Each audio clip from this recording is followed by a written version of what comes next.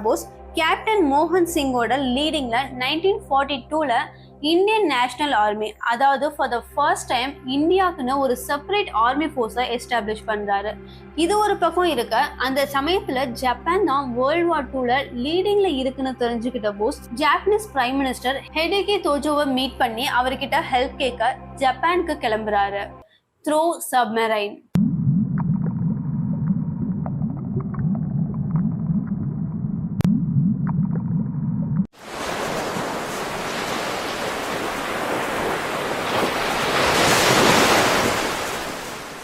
Because world war நடந்துட்டு இருந்ததால allied force ஏர்கிராஃப்ட்ஸோட bomb dropping and American British நேவியோட ஓசோன் பேட்டர்னு கெடிபிடியா இருந்துச்சு.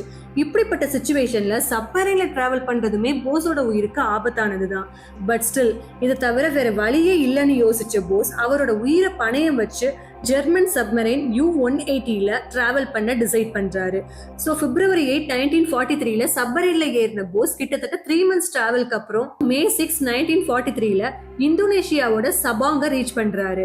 உயிரை பணைய வச்சு போஸ் டிராவல் பண்ண இந்த சப்மரைன் ஜெர்னி ஹிஸ்டரியில மோஸ்ட் டேரிங் வார் டைம் மிஷனா பார்க்கப்படுது.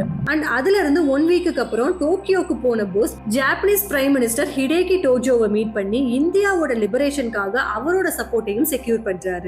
அடுத்ததா ஜூலை 4, 1943 ஜப்பான்ல இருந்து சிங்கப்பூருக்கு போன போஸ் அங்க இருந்த நேஷனல் ஆர்மி போர்சஸ் கிட்ட சில புது வார் ஸ்ட்ராட்டஜிஸ பத்தி எக்ஸ்பிளைன் பண்றாரு.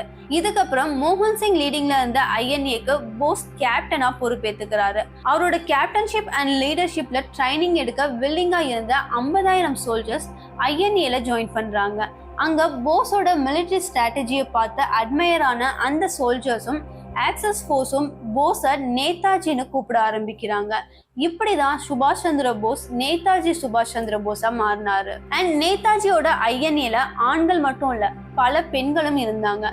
பிரசவ வலியை தாங்குற பெண்கள் ஆண்களை விட உடம்பளவிலையும் மனசளவிலையும் ஸ்ட்ராங்கானவங்கன்னு புரிஞ்சு வச்சிருந்த நேதாஜி பெண்களுக்குன்னு தனியா ராணி ஆஃப் ஜான்சி ரெஜிமெண்ட் அப்படின்ற ஆல்-உமன் காம்பேட் யூனிட்டை எஸ்டாப்ளிஷ் பண்றாரு. தென் இந்தியாவுக்குன்னு தனி ஐடென்டிட்டி வேணும்னு நினைச்ச நேதாஜி October 21, 1943ல ஆசாத் ஹிந்த் கவர்மெண்ட், அதாவது ப்ரொவிஷனல் கவர்மெண்ட் ஆஃப் ஃப்ரீ இந்தியாவை சிங்கப்பூர்ல எஸ்டாப்ளிஷ் பண்ணி இண்டிபெண்டன்ஸ்க்கு முன்னாடியே இந்தியாவோட பிரைம் மினிஸ்டரா தன்னை அட்ரஸ் பண்ணிக்கிறாரு.